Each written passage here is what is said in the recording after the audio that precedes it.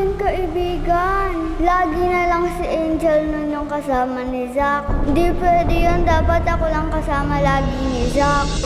Hoy, Ana! Ano ba yun? Kasi yung lapis mo kanina, napulot. Zack! Zack! Zack! Gumising ka na! Tulong! Zack, ginawa mo na sa akin dati yan eh. Di na ako maniniwala sa'yo. Zack! BFF? BFF! Mag-alala, di ko ipipilit sa'yo. Tinatawanan. Bakit? Hindi mo ba kayang gumawa ng assignment mag-isa? Kailangan may kasama?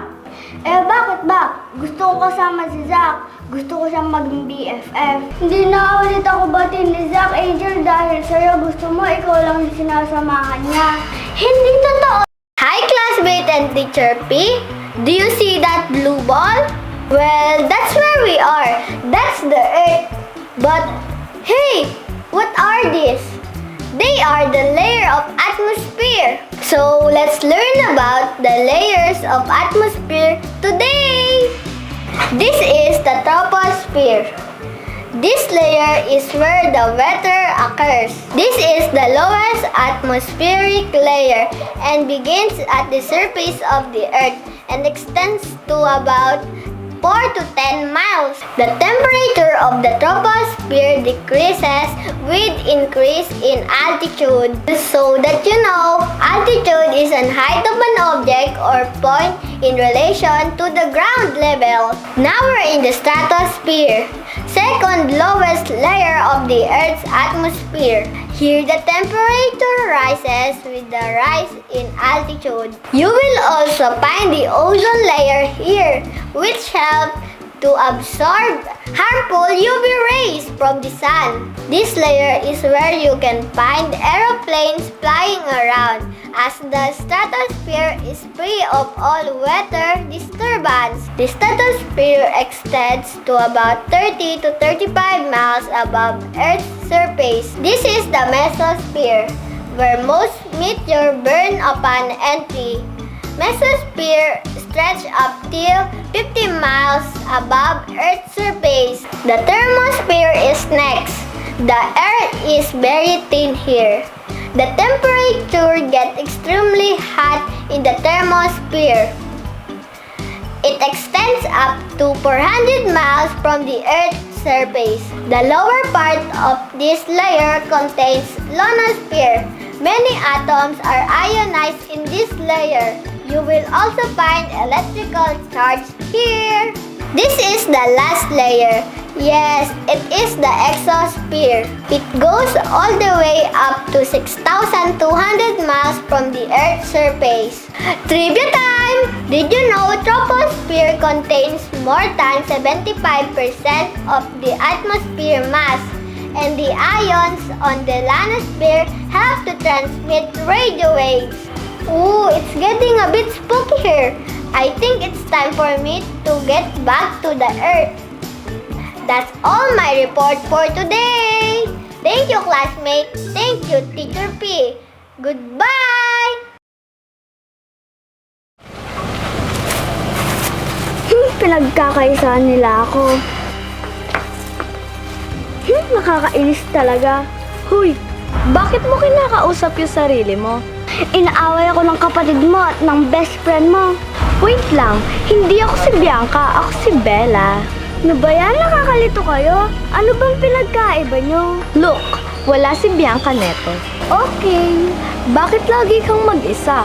Hindi ka ba sinasamahan ng mga classmate mo? Wala naman akong friend dun.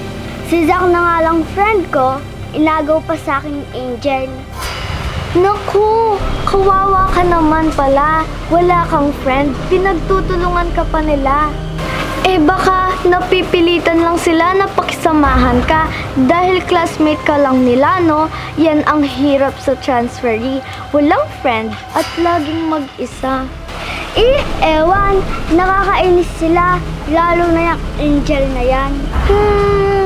Gusto mo bang maging friend kita? Talaga ba magiging friend kita? Oo, help kita na maagaw si Zack kay Angel para ikaw na yung BFF ni Zack, di ba? Promise? Oo, basta tulungan mo ko sa mga plano ko. Fine, ano ba yun? Para kang multong nagpaparamdam tapos nawawala din. Gusto kong gumanti kay Angel at sa nanay niya na si Miss Jane. Dahil sinira ni Miss Jane ang pamilya namin kaya nagkawatak kami ng kapatid ko. Ah, wait! Di ko magets! Anong ibig sabihin mo? Sige, dahil friend na kita, sasabihin ko sa iyo ang dahilan kung bakit ako gumaganti.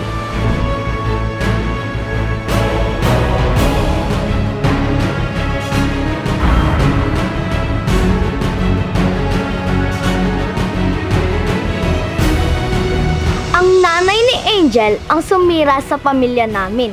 Inagaw niya ang tatay namin ni Bianca at nagkaroon sila ng anak at ang anak nila ay si Angel. Nalungkot ng sobra ang nanay namin nung nalaman niyang may karelasyon ang tatay namin. Nagpakamatay ang nanay namin ng dahil kay Miss Jane at hindi pa siya nakontento. Nilayo niya pa ang kakambal ko na si Bianca.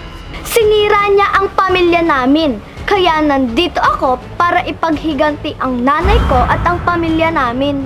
Hala! So, kabit ng tatay mo si Miss Jane at ang anak nila ay si Angel? Oo, Hala! Alam ba ni Angel at ni Bianca to? wala silang kaalam-alam. Tuluyan ng binulag ni Miss Jane sa katotohanan ang kakambal ko. So, magkapatid kayo ni Angel sa ama? Yeah, you're right. Pero never ko siyang ituturing na kapatid dahil bunga siya ng kasalanan.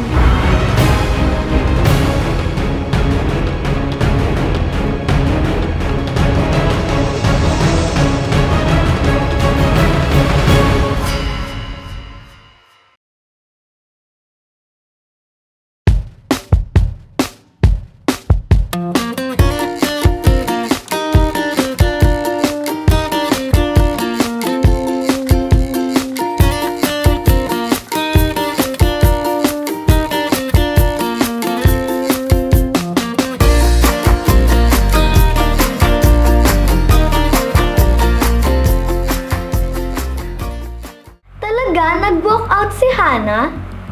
Oo, paano? Gusto niya siya lang yung kaibigan ni Zack. Tayo yung matagal na magkakasama, di ba? Pwede naman natin siyang maging friends, di ba?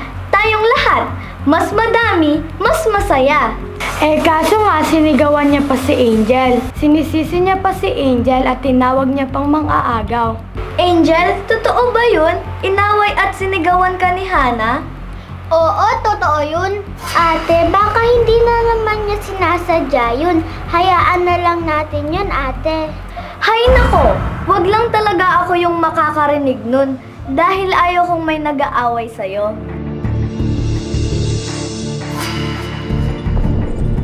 Hindi to si Bella dahil wala siyang nanay.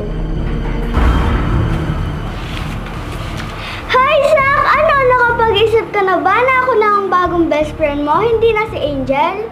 Ayun na naman siya, feelingera at mga agaw ng kaibigan. Anong sabi mo? Feelingera ako? Mas feelingera nga si Angel, pati nanay niya mang-aagaw. Anong sabi mo? Kung inaaway mo ako, okay lang. Kung idadamay mo nanay ko, ako na talaga makakalaban mo. Hana, ano bang problema mo? Bakit ganyan yung ugali mo sa amin? Wala naman kaming ginagawang masama sa'yo. La, nadulas lang ako. Bakit niyo ba ako laging pinagtutulungan? Bakit sinasabi mong mga agaw at pilingera si Angel at ang nanay namin? Bakit pati nanay namin dinadamay mo? Hana, wala kang karapatan na pagsabihan ng ganyan ang pamilya ko. Isang beses mo pang awayin si Angel at magsabi ka ng hindi maganda. Ako na makakalaban mo. Ang pathetic mo naman, Hana, dahil lang ayaw ka maging kaibigan ni Zack, nandadamay ka na. Kung ganyan lang ugali mo, walang makikipagkaibigan sa'yo. Zack, pinagtutulungan nila ako. Di mo ba ako ipagtatanggol? Bakit naman kita ipagtatanggol? Ayusin mo muna ugali mo. Boom! Hala, paano niyan? Magbago ka muna para maging friend ka ni Zack. Pag nalaman niyang totoo, lahat kayo iiwas kay Angel. Maghintay lang kayo. Hala, nag-walkout na naman siya. Ano kaya yung ibig sabihin ni Hana? Wala naman tayong ginagawang masama sa kanya. Bakit ganun siya mag-react? Kaya nga, pati si Mami sinasabihan niya ng ganon. Muntik na siyang masabunutan sa akin. Teka, di kaya nakakausap ni Hana yung kakambal ni Bianca? Oo nga no, baka ganyan yung sinasabi niya kasi sinisiraan niya kayo. Di dapat to. Kailangan na natin mahuli ang kakambal ni ate.